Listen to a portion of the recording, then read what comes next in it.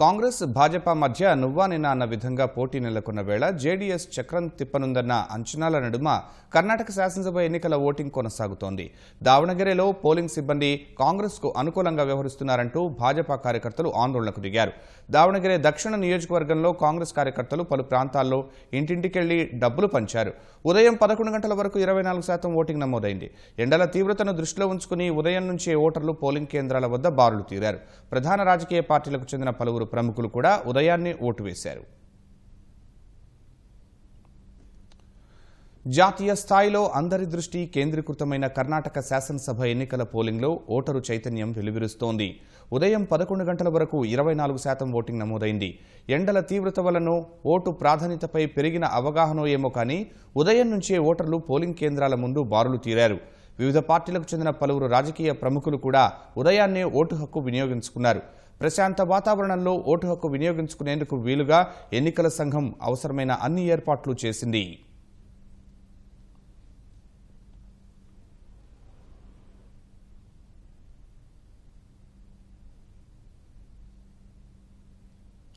మాజీ ప్రధాని జేడీఎస్ జాతీయ అధ్యక్షుడు హెచ్డి దేవేగౌడ హసన్ జిల్లాలోని హోలెనారసీపురలో ఓటు హక్కు వినియోగించుకున్నారు.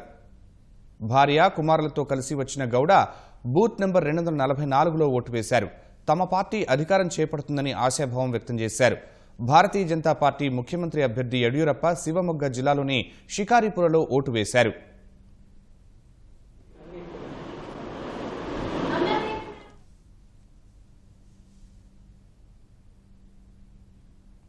కేంద్ర మంత్రి సదానంద గౌడ పుత్తూరులో ఓటు హక్కు వినియోగించుకున్నారు.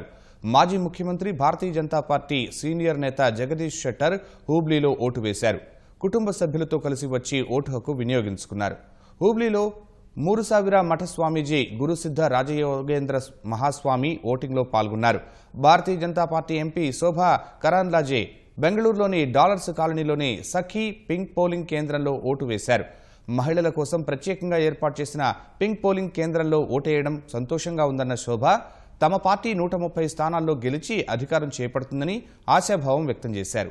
మైసూర్లో యదువీర్ కృష్ణదత్త చామరాజ వడయార్ ఓటు వేశారు. ఓటర్ల వరుసలో వెళ్లి ఆయన ఓటు హక్కు వినియోగించుకున్నారు. ఆర్ట్ ఆఫ్ లివింగ్ వ్యవస్థాపకుడు శ్రీశ్రీ రవిశంకర్ బెంగళూరులోని కనకపురలో ఓటు వేశారు. ప్రతి ఒక్కరూ తమ కర్తవ్యంగా భావించి ఓటు వేయాలని ఆయన పిలుపునిచ్చారు.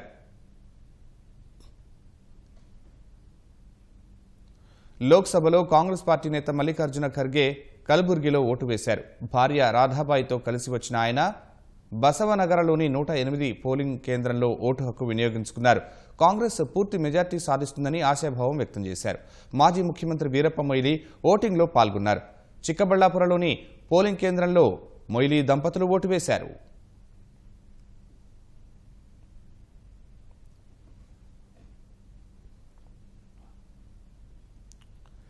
కర్ణాటక సీఎం సిద్ధరామయ్య పోటీ చేస్తున్న బాదామి నియోజకవర్గంలోని ఓ పోలింగ్ బూత్లో ఘర్షణ జరిగింది. ఓటరు పత్రాల విషయమై ఇద్దరు యువకుల మధ్య మొదలైన వివాదం వారిద్దరి మధ్య బాహాబాహీకి దారితీసింది. పోలీసుల జోక్యంతో వివాదం సద్దుమణిగింది.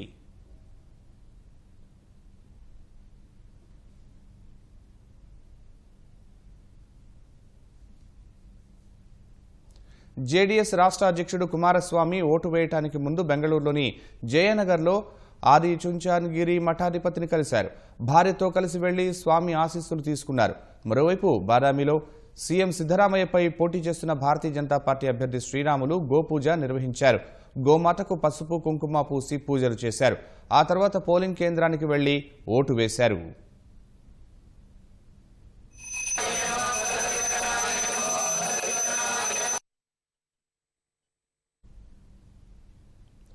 కర్ణాటకలో పోలింగ్ రోజు కూడా ప్రలోభాల పర్వం కొనసాగింది.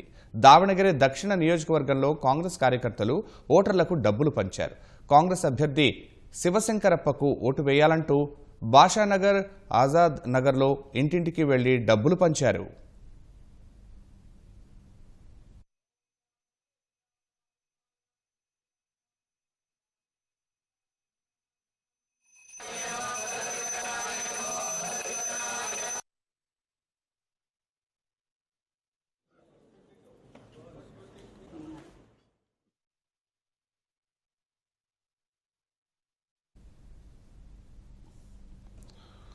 కర్ణాటక అసెంబ్లీ ఎన్నికల పోలింగ్కు సంబంధించి బెంగళూరు నుంచి మరిన్ని వివరాలు మా ప్రతినిధి నాగేశ్వరరావు ప్రత్యక్ష ప్రసారం ద్వారా అందిస్తారు.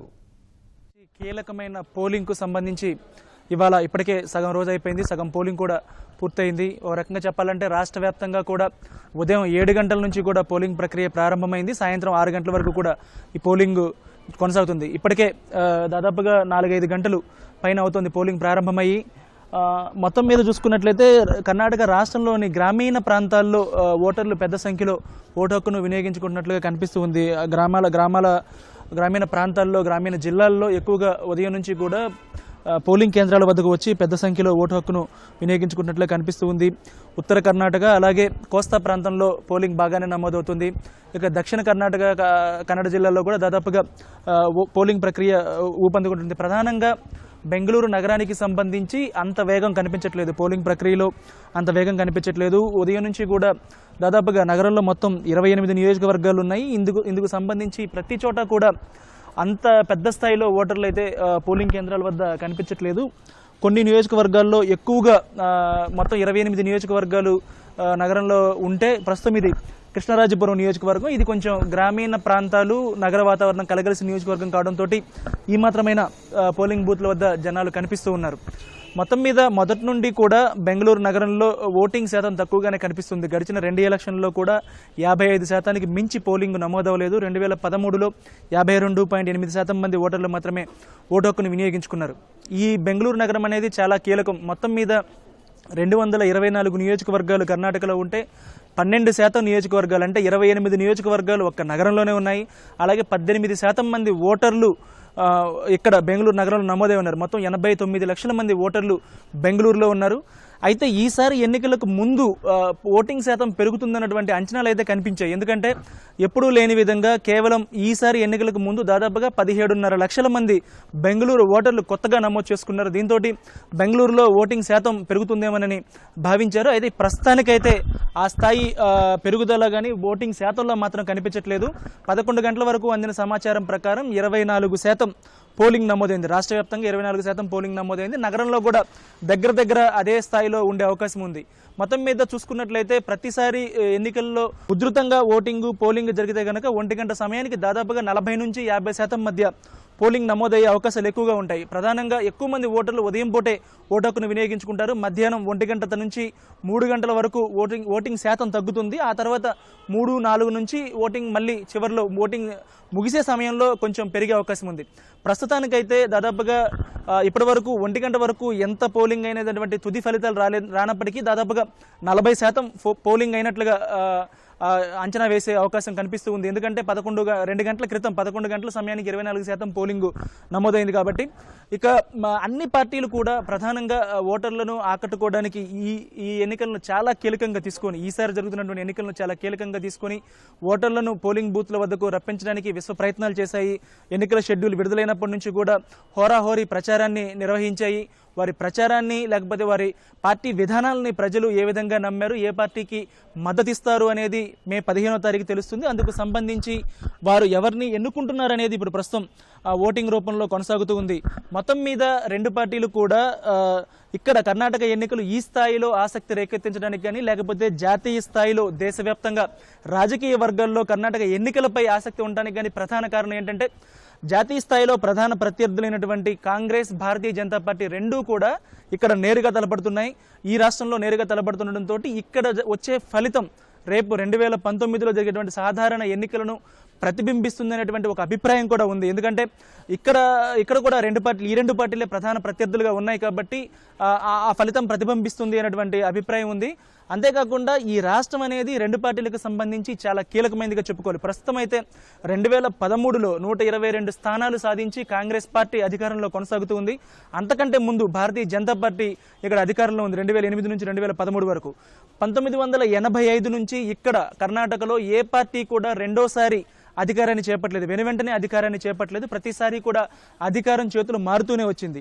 ఈసారి మాత్రం కాంగ్రెస్ తాము తిరిగి అధికారంలోకి వస్తామని విశ్వాసం వ్యక్తం చేస్తూ ఉంది. భారతీయ జనతా పార్టీ కూడా ఎట్టి పరిస్థితుల్లో తిరిగి కర్ణాటకను చేజిక్కించుకునేందుకు తీవ్ర ప్రయత్నాలే చేసింది. ఆ పార్టీ అగ్రనాయకత్వం అంతా కూడా ఇక్కడ ఎన్నికల్లో ప్రచారం నిర్వహించింది.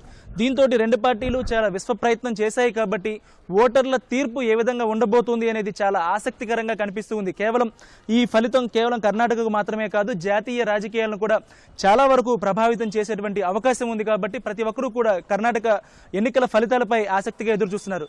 ఇక పోలింగ్ విషయానికి వస్తే ఉదయం నుంచి కూడా క్రమక్రమంగా పెరుగుతూ వస్తుంది పోలింగు. ప్రధానంగా ముఖ్యమైనటువంటి నేతలందరూ కూడా దక్షిణ కర్ణాటక కోస్తా ప్రాంతాల్లోని ఓటు హక్కును వినియోగించుకున్నారు. ఇప్పటి వరకు 4 మాజీ ముఖ్యమంత్రులు తమ ఓటు హక్కును వినియోగించుకున్నారు.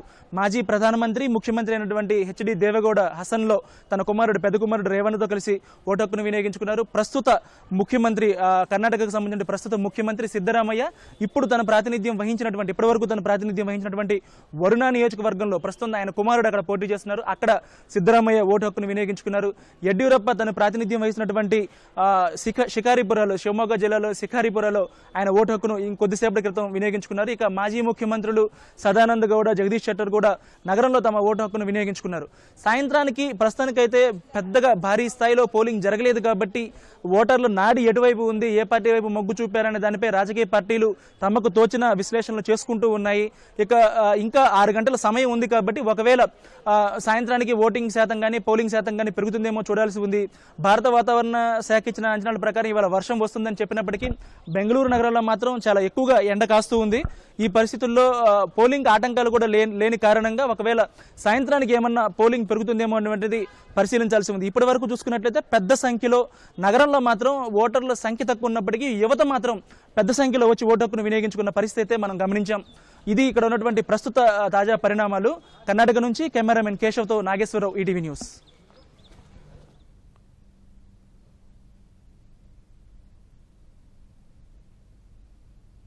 ధన్యవాదాలు నాగేశ్వరరావు. బళ్ళారి ప్రాంతంలోని ఓటింగ్ సరళిని మా ప్రతినిధి శ్యామ్ ప్రత్యక్ష ప్రసారం ద్వారా అందిస్తారు.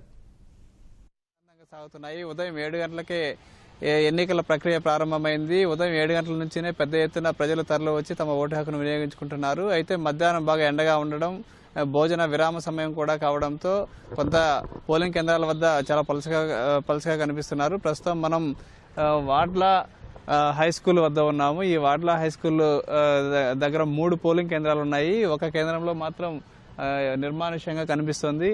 మరో 2 కేంద్రాల వద్ద పలచగా ఓటర్లు కనిపిస్తున్నారు. అయితే ఈ మధ్యాహ్న భోజన సమయం కావడంతోనే కాస్త ఈ ఓటర్లు తగ్గినట్లుగా మనకు తెలుస్తుంది.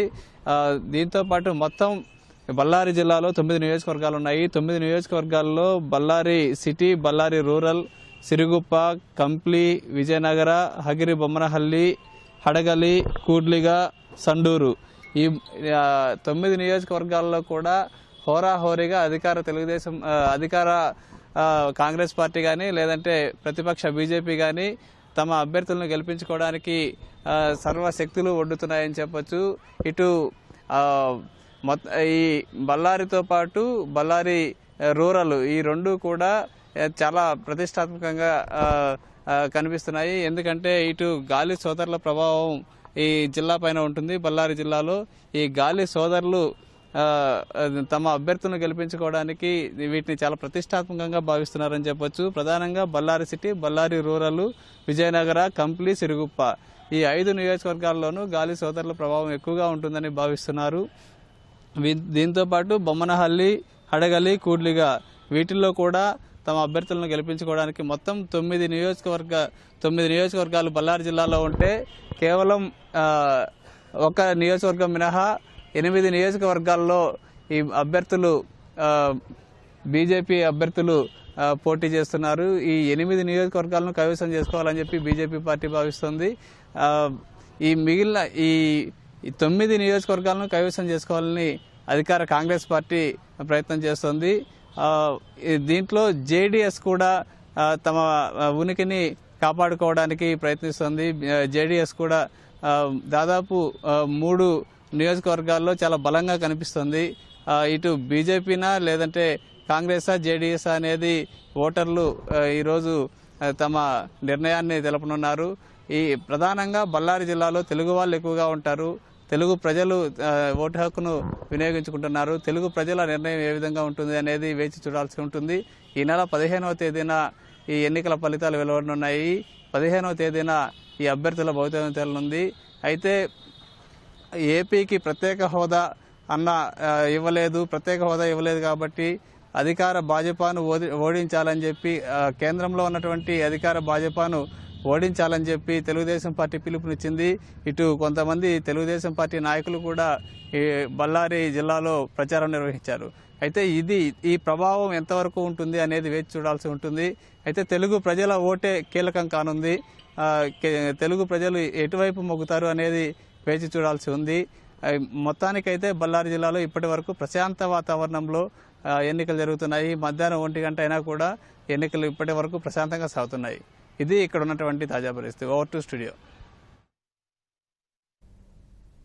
హైదరాబాద్, కర్ణాటక ప్రాంతాల్లోని మాన్వి నియోజకవర్గం నుంచి పోలింగ్ సరళిని మా ప్రతినిధి స్వామి కిరణ్ ప్రత్యక్ష ప్రసారం ద్వారా అందిస్తారు. రాయచూరు నియోజకవర్గంలో ఒక పోలింగ్ కేంద్రంలో ఉన్నాము. ఉదయం 7 గంటల నుంచి ప్రారంభమైనటువంటి పోలింగ్ మధ్యాహ్నానికి కూడా ఇంకా పుంజుకోలేదనే చెప్పొచ్చు. ప్రస్తుతం ఇప్పటి వరకు మనం గమనిస్తే సుమారు ఒక 40 నుంచి 50% వరకు మాత్రమే పోలింగ్ జరిగినటువంటి పరిస్థితులు నెలకొన్నాయి. రాయచూరులో మొత్తం 7 నియోజకవర్గాలు ఉన్నాయి. ఈ 7 నియోజకవర్గాల్లో ఒక సింధుబాద్ నియోజకవర్గం మినహా మిగతా ఏ నియోజకవర్గాల్లో కూడా పోలింగ్ పుంజుకోలేదు. అత్యల్పంగా మనకి మిగతా 7 నియోజకవర్గాల్లో కూడా ఎక్కడా పుంజుకోలేదు. అత్యధికంగా ఎక్కువగా సింధుబాద్ నియోజకవర్గంలో మనకి పోలింగ్ శాతం బాగా నమోదైనట్టు తెలుస్తుంది. ప్రస్తుతం ఎండ వేడిమి ఉండడంతో ఎక్కువ మంది మహిళలు పురుషులు కూడా ఇప్పటికీ కూడా క్యూ లైన్లలో నిలబడినటువంటి పరిస్థితి నెలకొంది. అయితే ఈ పోలింగ్ వేసే ప్రక్రియ ఆలస్యం జరుగుతుందని చెప్పేసి వాళ్ళు ప్రధానంగా ఓటర్లు ఆరోపిస్తున్నారు. ఒక్కొక్కరికి 7 నిమిషాల వరకు ఈ ప్రక్రియ పడుతున్నందున ఎక్కువ మంది వెయిట్ చేయలేకపోతున్నారు. అలాగే ఈ ఏర్పాట్ల విషయంలో కూడా కొంత ఓటర్ల నుంచి అసంతృప్తి వ్యక్తమవుతోంది. ముఖ్యంగా ఎండ తీవ్రత బాగా ఉండడం, మంచినీటి సదుపాయాలు సరిగా లేకపోవడం వల్ల కూడా ఓటర్లు కొంత ఇబ్బంది పడుతున్నటువంటి పరిస్థితి మనం ఈ రాయచూరు నియోజకవర్గంలో చూస్తున్నాం. మొత్తం 1800 పోలింగ్ కేంద్రాలకు గాను సుమారు 900 పోలింగ్ కేంద్రాలు సమస్యాత్మకంగా గుర్తించారు. అయితే ఎక్కడ కూడా ఇప్పటి వరకు ఎలాంటి అవాంఛనీయ సంఘటనలు మాత్రం జరగలేదు. అయితే ఓటర్లను ఆకర్షించడానికి ఈసారి ఎలక్షన్ కమిషన్ ప్రత్యేకమైనటువంటి ఏర్పాట్లు చేసినా కానీ ఆ ఓటర్లను రప్పించడానికి మోడల్ పోలీస్ స్టేషన్లు, పింక్ పోలీస్ స్టేషన్ల పేరిట మహిళలకు ప్రత్యేక పోలీస్ స్టేషన్లు ఇలాంటివి ఏర్పాటు చేసినా కానీ ఓటర్లు ఇప్పటి వరకు ఈ పోలింగ్ ప్రక్రియ అనేది ఇంకా ఊపందుకోలేదు. అయితే సాయంత్రం వరకు కొనసాగనున్నటువంటి పోలింగ్ కోసం సాయంత్రం ఎక్కువ మంది ఓటర్లు వస్తారని చెప్పేసి ఇక్కడ ఉన్నటువంటి అధికారులు అంచనా వేస్తున్నారు. ప్రస్తుతానికైతే 40 నుంచి 50% మధ్య మాత్రమే పోలింగ్ కొనసాగుతుంది రాయచూరు జిల్లాలో. అయితే ఎక్కడ కొన్ని చోట్ల ఈవీఎంలు మొరాయించడం, కొన్ని సాంకేతిక కారణాల వల్ల 1-2 కేంద్రాల్లో రాయచూరు జిల్లాలో 1-2 కేంద్రాల్లో పోలింగ్ కాస్త ఆలస్యం అవ్వడం మినహా మిగతా ఎక్కడ కూడా అంత పోలింగ్ ప్రశాంతంగా కొనసాగుతోంది. అయితే సమస్యాత్మక ప్రాంతాలు అత్యధికంగా ఉన్నటువంటి జిల్లాగా రాయచూరు ఉంది. కానీ ఇప్పటి వరకు ఎలాంటి సంఘటనలు ఇక్కడ చోటు చేసుకోకపోవడం విశేషం. అయితే ఈ పోలింగ్ ప్రక్రియ ఇంకా ప్రశాంతంగా కొనసాగేందుకు పోలీసులు పకడ్బందీ ఏర్పాట్లు పూర్తి చేశారు. ప్రస్తుతానికైతే రాయచూరు జిల్లాలో పోలింగ్ ప్రక్రియ ప్రశాంతంగా కొనసాగుతుందని చెప్పొచ్చు. Vote studio.